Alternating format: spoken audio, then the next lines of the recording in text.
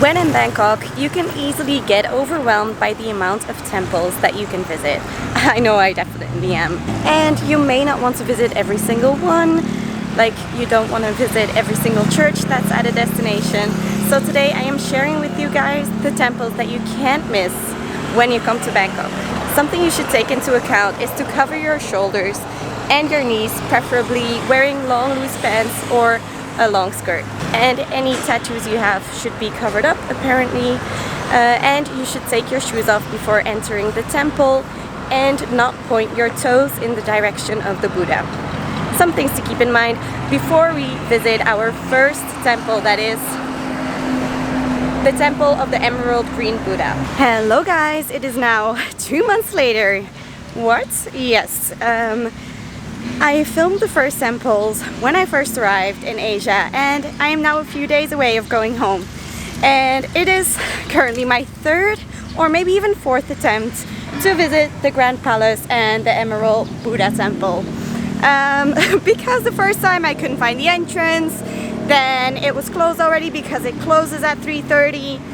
Then it was closed because of an event that was going on, and now hopefully we can go and visit both the temple and the palace. Fingers crossed. The site of the Grand Palace is about 142 football fields big.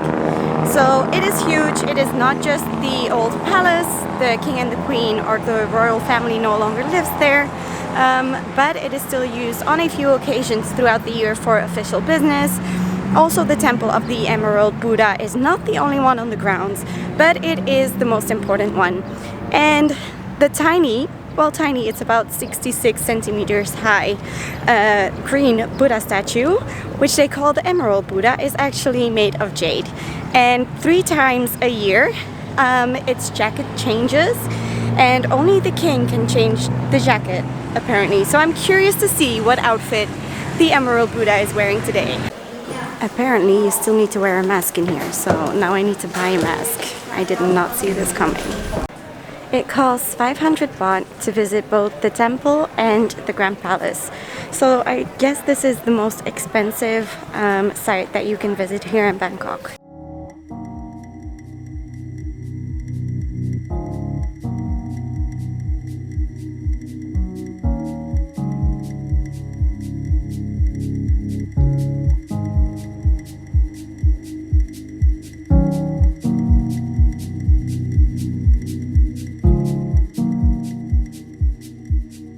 This temple right here is completely covered in reflective stones or decorations, so I bet it looks really beautiful in the night as well when everything's shiny and bright.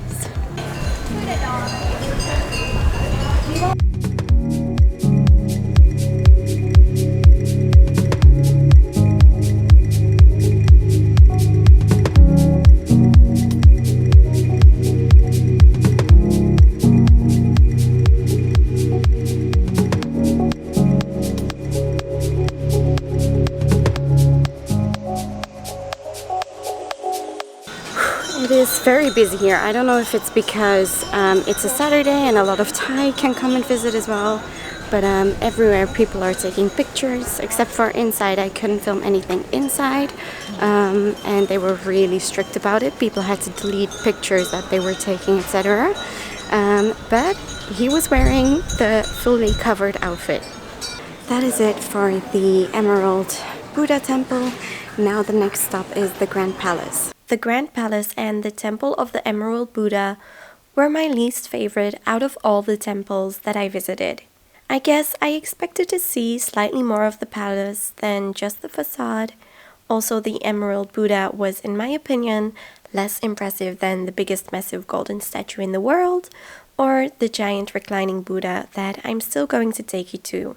The grounds are definitely very well kept, and alongside the temples there is a lot of bonsai trees and flowers, and yeah, it's all very nicely maintained, and even the bonsai trees are very spectacular. I am a bit disappointed that we can go into the royal palace for the price I guess I expected. we would see more than just the buildings from the outside. I am now at Wat Arun, also known as Wat Arun, or the Temple of the Reclining Buddha. And it is a giant Buddha that is up to 15 meters high and 46 meters long. So it is huge, and I'm now going inside of this temple, and the length of this temple is how big this Buddha is. First things first, shoes in the bag.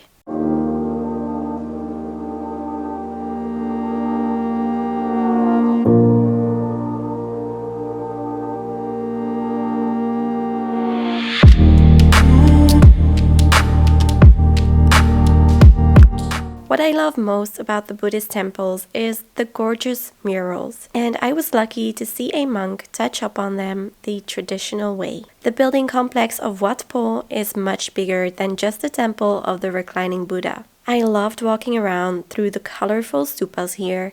They are covered in old Chinese ceramics, absolutely beautiful. You can see many more Buddha statues around and inside the other temples here.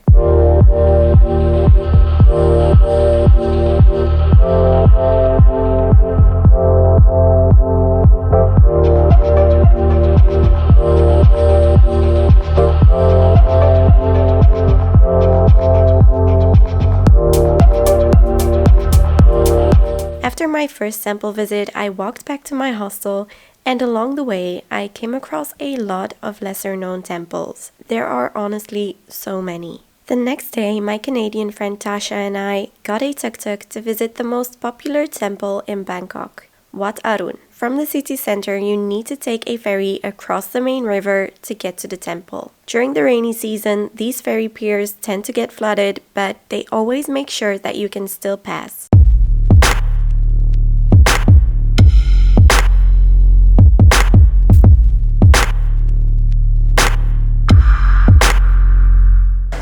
Tasha is wearing elephants on elephants, as you do in Thailand.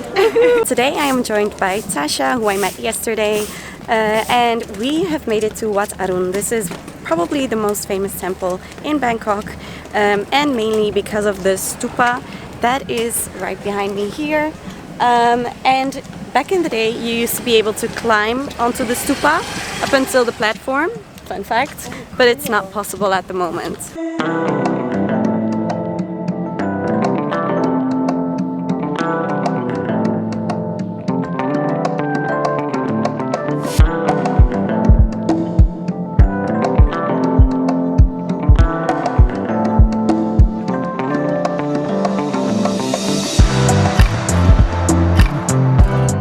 In one of the temples, we came across a monk who was blessing people. So as I said a prayer for good travels, Tasha waited in line to get blessed.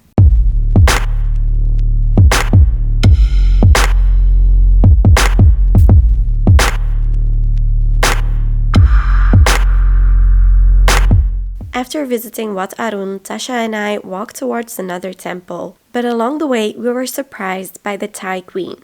If you'd like to see what happened there, check out my very first Thailand video. I have finally made it to the Temple of the Golden Buddha, and it's been a wild ride. I tried to get here by bus, but then I got on the wrong bus. They dropped me off somewhere I couldn't really get another bus, and eventually I settled for a grab bike, and I must say it's also an experience. You do experience the Bangkok traffic in a whole different way. But let's go in and see this massive golden statue. Before I continue to make my way to the 4th floor to see the Golden Buddha, I'm going to give you some information about why this statue is so special. It is over 3 meters high and it weighs 5.5 tons. That's 5.5 thousand kilos. And it is the biggest massive golden statue in the world. And it was found here in a temple in Chinatown that was supposed to be demolished. And when they tried to move the statue, they found out how heavy it was, and they found out that it was massive gold. No one has any idea where it came from. Probably the old capital Ayutthaya, but until today it is a big mystery how it came to Bangkok, and now it has its own temple that is still close to Chinatown.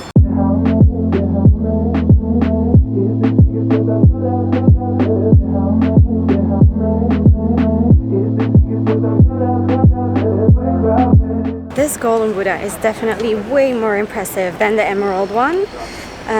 Obviously because of the size, because of the story behind it, and it only cost 40 baht, whereas the other ones cost 500. I am in Chinatown to explore probably one of the biggest Chinatowns in the world, because it is the biggest one that I have ever been. There is a lot to see in Chinatown, from Chinese restaurants to street vendors to shops selling Chinese products.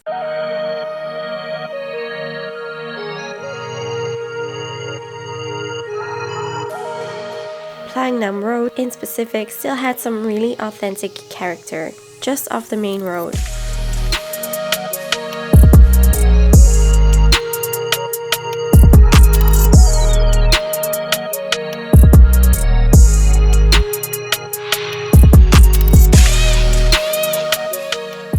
On the other side of the road, there is a huge walking market.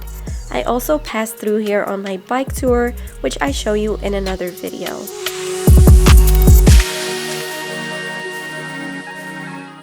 I have seen some pretty strange things so far.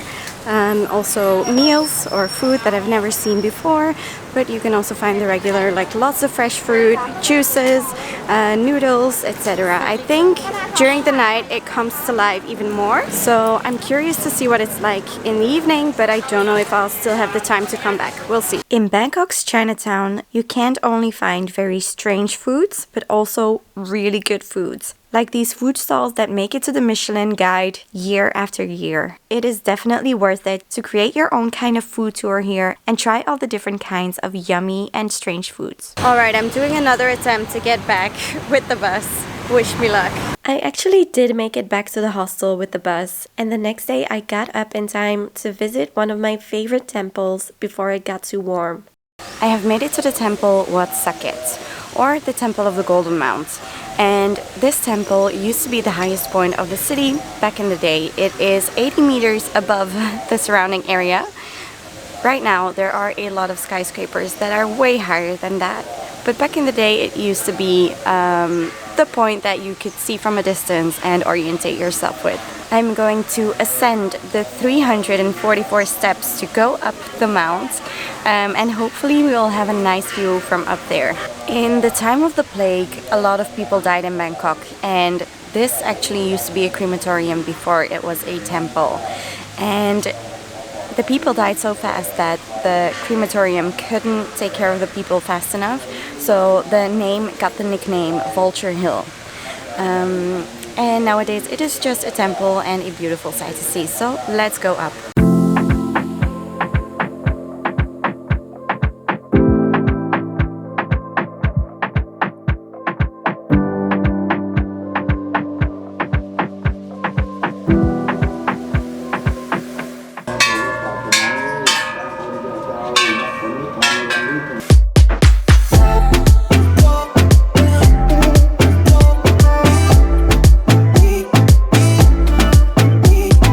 This is probably one of the only temples where they ask to keep your shoes on.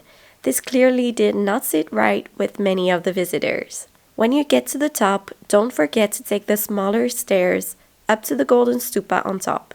You also have a great view from up here.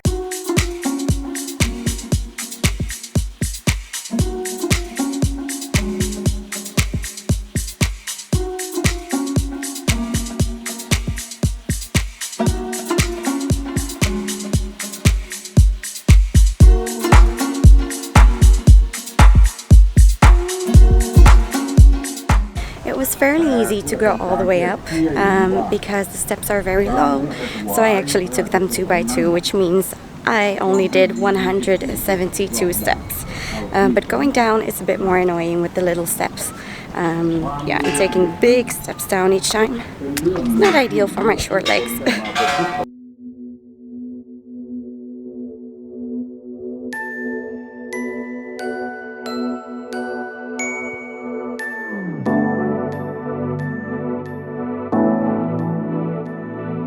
That is it for the beautiful temples within Bangkok, the ones that you cannot miss. I hope you liked this video. If you did, then make sure to give the video a thumbs up and subscribe if you don't want to miss any of the next videos. I hope to see you in the next video. Bye!